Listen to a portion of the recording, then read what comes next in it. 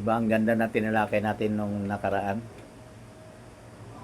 Kung ano nangyayari sa mga patay, walang malay, parang alabok, Ecclesiastes 3:20, bumalik sa alabok, walang malay, hindi sila nasasaktan, hindi sila nakaramdam ng anuman, talagang walang alam. Pero ang totoo niyan, talagang napakahirap, napakalungkot kapag tayo namatayan. Nangyari na yan sa amin. Namatay na rin ang ama't ina ko, kaya mga kapatid ko, namatay din. Katunayan, gaya na sinabi ng Biblia, tinuturing ko rin ang kamatayan bilang kaaway. Bakit kaaway? Kasi pinag-iiwala yung mahal mo sa buhay doon sa iyo ng kamatayan. At ganun din ang pangmalas ng Biblia. Unang Korinto 15:26. Ano ang tawag ng Biblia sa kamatayan? Ganito ang sinabi, at ang huling kaaway, ang kamatayan, ay mawawala na. So, ang kamatayan ay tinawag na kaaway. Kaaway yan ng Diyos, kaaway ng tao. Kaya dito matutuhan natin na aalisin talaga ng Diyos ang kaaway na ito. Oo. Ang kaaway ng Diyos na nagpapasakit o nagpapahirap sa damdamin niya dahil ah, namatay ang kanyang minamahal na mga tao. O di ba? Alisin talaga ng Diyos. Di alamin natin ito. Ano ang gustong gawin ni Jehovah para ang mga namatay, para sa mga namatay nating mahal sa buhay? Ano ba ang gusto niya gagawin? Sa Job 14:13 to 15, bago pa man sa panahon ng mga Kristiyano, sa panahon ni Jesus at sa kanyang mga alagad, may binanggit na ng ang Biblia. Basahin natin. Job 14:13 to 15. Ito ang sinabi. Si Job nagsabi nito kasi si Job nung nakaranas ng hirap talaga. Kaya talagang sa hirap niya, ang alam niya, hantong na siya sa kamatayan. Ganito sinabi sa 15:13 ng Job, o itago mo naman ako sa libingan. Parang gusto niya na mamatahin na siya. Itago mo ako hanggang sa mawala ang galit mo. Magtakda ka nawa ng panahon at alalahanin mo ako. Kung mamatay ang isang tao, katanong ni Job, mabubuhay pa ba siya muli? Sa lahat ng aking sapilitang pagtatrabaho, maghihintay ako hanggang sa dumating ang kaginhawaan. Sa 15, ito yung assurance, alam na alam ni Job. Tatawag ka at sasagot ako. Mananambik ka sa gawa ng iyong mga kamay. Tatawag daw ang Diyos, ibig sabihin mula sa alabok, muli siyang buhayin muli. Bakit daw? Ito yung magandang salita dito. Mananabik ka sa gawa ng iyong mga kamay. Ang Diyos na Jehovah, sabik na sabik niya makita na ang mga tao na mabuhay uli. Ito yung mahal natin sa buhay na namatay. Sabik na siya. Gusto niya talagang gawin yon. Ngayon, paano natin nalaman na talagang bubuhay muli ang mga patay? Doon sa karanasan ng ating Panginoon nung siya ay nasa lupa. Binigyan ng Diyos na Jehovah sa Jesus ng kapangyarihang bumuhay muli. Binuhay ni Jesus ang 12 gulang na taong gulang na babae at yung anak ng biyuda. Yung anak ng biyuda, hindi naman talaga niya alam. Namigati lang siya. Nasalubong lang ni Jesus to. Ang prosesyon ng mga patay, wika nga, dadalhin na doon sa libingan. Pero sa Marcos 5:41-42, ganito ang sinabi. Hinawakan niya ang kamay ng bata at sinabi rito, Talita kumi, na kapag isinalin ay nangangahulugan, dalagita, bumangon ka. Ano nangyari? Agad na bumangon ang dalagita at naglakad. Siya ay 12 taong gulang, na makita ito ng mga magulang niya, nag-uumapaw sa saya ang puso nila. Yung ulat na ito, ano ba ang nagagawa nito para sa atin? Di ba pinagkita diyan na talagang may kapangyarihan ng Diyos na buhay muli yung mga mahal natin sa buhay na namatay. Sample na Jesus yan eh. At yung Lucas 7:12 to 15, hindi pananampalataya ang byuda dito. May aral tayo. Tingnan natin ang ulat ng Lucas 7:12 to 15. Habang papalapit si Jesus sa pintuang daang ng lungsod, may inilalabas na lalaking patay. Tapos tingnan yung description. Ang kaisa-isang anak ng isang babae. Biyuda na ang babae. Wala ka. Biyuda na nga siya. Kaisa-isang anak pa niya. Ay, nag-iisa na lang to. No? Kaya talagang napakasakit noon. Maraming tao mula sa lungsod ang naglalakad kasama niya. Na makita ng Panginoon ang biyuda, anong naramdaman ni Jesus? Na-realize niya, kaisa-isang anak, tapos biyuda pa siya. Yung aasahan niya sanang tutulong sa kanya yung kaisa-isa niyang anak na lalaki, patay na ngayon. Talaga napakasakit noon. Kaya ang kasunod na panalita sa 13, naawa siya rito. Naawa siya sa biyuda. Napakamawain talaga ni Jesus dahil ganoon din ang nadarama ng Diyos na Jacob. Sinabi niya, huwag ka nang umiyak. Sabi niya sa babae, huwag ka nang umiyak. Bakit kaya? Kaya lumapit siya at hinipo ang hinihigaan ng patay at huminto ang mga tagapuhat nito. Pagkatapos sinabi niya, lalaki, inuutusan kita, bumangon ka. Ano nangyari? Yan sinabi ni Jesus sa awa niya doon sa babae. No? Sinabi niya doon sa patay, nakahiga sa higaan, bumangon ka. Sa 15, ang sinabi, umupo ang taong patay at nagsalita at ibinigay siya ni Jesus sa kanyang ina. Guni-gunihin o ilarawan sa isip ko ano ang nadrama ng biyuda. Di ba? Tuwang-tuwa siya na ang kanyang patay na anak ay muling nabuhay. So,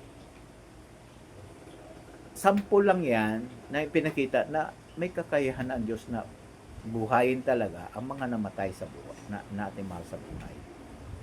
Bubuhayin talaga sila. At ang isa nga sa sample na yan, si Lazaro. Noong sa 11:43-44, diba? Sinabi niya, lumabas ka Lazaro. Lumabas nga ang taong namatay. Kaya siguradong masayang-masaya ang mga pamilyang iyon na mga namatayan, no? Na namatay, pamilya niya, na makita silang buhay. May aral tayo. Bubuhay muli, may kakayahan ang Diyos. So ano naman ang pag-asa ng mga naghintay para sa mga namatay mong mahal sa buhay? Gawa 24:15 yung pag-asa. At umaasa ako gaya rin ng mga taong ito, nabubuhayin muli ng Diyos ang mga matuwid at di matuwid. Kaya anong ipinakikita dito? Di lang yung matuwid. Kaya nga sabi ni Jesus doon sa Mateo 5:28-29, lahat kasama matuwid at mga masamang tao na matay ay mabubuhay. Kaya dito ang matuwid at di matuwid mabubuhay din. Gawa 24:15. Mag-alala doon sa medyo mahal nyo sa buhay na sutil, na matay. Sutil yun pero may pag-asa pa. Tandaan na ang binuhay muli ni Jesus noon ay hindi napunta sa langit. Kasi bakit? Kasi maliwanag na sinabi ni Jesus doon sa Juan 3:13 Sana sinabi yan ni Lazaro, 4 days na patay. At yung mga namatay pa, yung anak ng biyuda, 12 taong anak na babae ni Jairo, sana sinabi na, nandun ako sa langit, kasarap-sarap ng buhay ko. Hindi naman. Sabi ni Jesus sa Juan 3:13, isa pa, walang taong umakyat sa langit maliban sa isa na bumaba mula sa langit, ang anak ng tao, ang ating Panginoon Jesus. So, wala pang umakyat, di sila umakyat sa langit, no? So, tiyak na magiging masaya uli ang mga taong patay kapag sila binuhay at malapit nang gagawin niya ni Jesus. Bubuhay niya ang bilyon-bilyong tao para mabuhay magpakailanman dito sa lupa. Kasama na yung masama. Bakit? Ay, kasama masama. Tinalakay ko na yan noon. Bibigyan sila ng pagkakataon ng Diyos na makilala siya, matutuhan siya, mahalin siya, purihin siya, sambahin siya. Sa isang perpektong kalagay, perpektong ah, pangangatawan, wala talagang maidadahilan, perpektong kalagayan, perpektong lupa, bagong sanglibutan paraiso. Kaya ito, malinaw na nagpapakita na ang mga taong patay ay muling mabubuhay. Ay, anong personal nyo nadama? O, di ba? Natutuwa tayo. At marami talagang bubuhay muli, bilyon-bilyon. Yung mga akit sa langit, tinalakay natin yon, mayroon talaga. 144,000 lang. At ayon sa Biblia, Apocalypse 5:9 and 10, sila ay maghahari o pamalaan nila ang lupa bilang mga hari. So, kasama sila ni Jesus. So, yung bilyon-bilyon, ito yung mabubuhay magpakailanman. Kaya binanggit ng awit 37:29 na sinasabing, ang mga matuwid ang magmamay-ari ng lupa at titira sila roon magpakailanman. So, di ba napakaganda talaga kapag bulay-bulayin natin ito. Saan tayo nito natutulungan? Natutulungan tayo nito dahil binibigyan tayo nito ng pag-asa. Pag-asa na pagkabuhay muli para sa ating mahal sa buhay. Bakit ulit gagawin ng Diyos yun? Alam niyo yung dalawang dahilan. Ang hindi umiibig ay hindi nakakilala sa Diyos sapagkat ang Diyos ay pag-ibig. Ay pag-ibig. Personifikasyon ng pag-ibig. Mahal na mahal ng Diyos mga tao. Napakamaibigin niya. Yun ang isang dahilan at ang panglang dahilan na lahat ng mga ginagawa ng Diyos ay katarungan.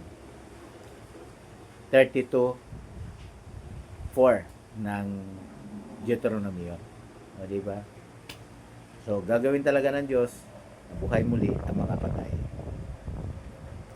Kaya binibigyan tayo nito ng pag-asa na yung mahal natin sa buhay na mamahinga na sa libingan, ang iba kasalukuyan pa rin nakaburol, ang iba'y kalilibing lang, ang iba'y matagal nang nakalibing at nangungulila pa rin yung naiwan. Dahil ko, nangungulila ako sa mahal ko sa buhay. Yung ama at ina ko, gusto ko na rin makita. Yung lula ko, gusto ko rin makita. Lolo. At marami pang iba. Pati kapatid ko, pati pamangkin ko na pagkabata-bata pa ay namatay. So, gusto ko rin makita yun. So, binigyan ng pag-asa nito na muli sila makikita sa isang sakdal na kalagayan, sa isang perpektong gobyerno ng pagharian ni Jesus at ng 144,000 at mabubuhay sa lupa. Ngano katagal? Binasa natin kanina yan. Awit 37:29. Ang mga matuwid ang magmamay-ari ng lupa, titira sa roon magpakailanman. Bilyon-bilyong patay ang muling mabubuhay para mabuhay dito sa lupa magpakailanman. Napakagandang pag-asa. Di ba magandang i-share yan sa iba? Hindi tayo nagkukwento dito. Binasa lang naman natin yan sa Bible. So maganda na pag-aralan talaga ang Biblia. Ang totoo niyan, bakit ko ginagawa ito? Para himukin kayo, mag-aral kayo ng Biblia. Sabi nga nila, wala nang libre ngayon. Mali. Mayroong libre. Libre sa mga saksi ni Jehovah. Ang pag-aaral ng Biblia, punta ka sa Kingdom Hall. Ang Kingdom Hall nila, nakapaskil doon ang araw ng pulong. Pumasok ka, walang koleksyon doon. Wala doong bayad ang pagpasok. Kung gusto mo pa magkaroon ng Biblia, magkaroon ka ng Biblia. Libre yon. Yung publikasyon, libre din. O, Masayang Buhay Magpakailanman na publikasyon, libre yon. Website namin na jw.org/tl o /tl. Download nyo.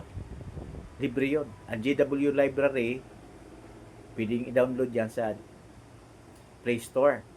O, libre din yan. Magkaroon ka ng sarili mong Biblia at mga publikasyon. So, lahat libre. May libre kaya. Kahit pagkamahal-mahal ng mga bilihin o anong maman, may libre. Libreng pag-aaral sa Biblia. At ang mga saksi ni Jehovah ay nagagalak na tulungan kayo para makilala ang Diyos na Jehovah, makilala si Jesus, malaman nyo ang kaharian ng Diyos kung paano isa katuparan ulit yun. Gawin ang kalooban ng Diyos. Paano sa langit, dito rin sa lupa, ang kalooban ng Diyos, makita tayong buhay, maligaya, panatag, payapa, maginhawa, at mabuhay magpakailanman sa isang paraisong lupa. Yun ang gusto ng Diyos. At sasagawa yan ng kaharian ng Diyos o gobyerno ng Diyos. Kaya dito, pati ang mga patay, bilyon-bilyon, muling mabubuhay para tamasain yon. May pag-asa ba ang mga patay? Oo. Sila'y bubuhay muli ng Diyos na Jehovah.